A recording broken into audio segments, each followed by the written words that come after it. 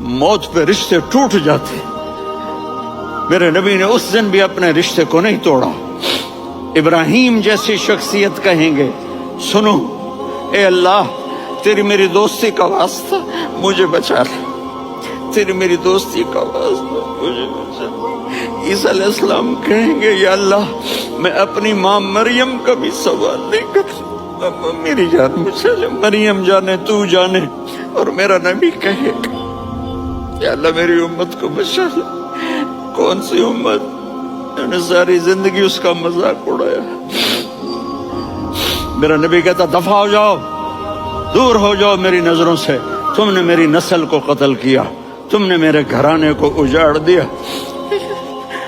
سب کو بلا یہ نہیں کہیں گے یا اللہ میری امت کے نیکوں کو بچا لے, میری امت کے متقی, میری امت کی رابعہ بصری جنید بغدادی کو بچا.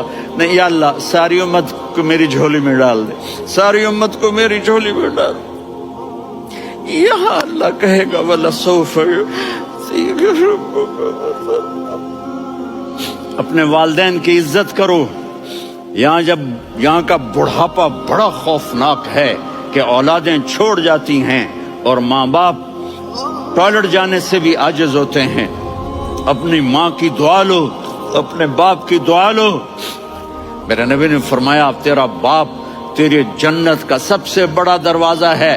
اگر تو نے باپ کو ناراض کر کے موت پائی تو تیرے لیے جنت کا دروازہ کھل نہ سکے گا.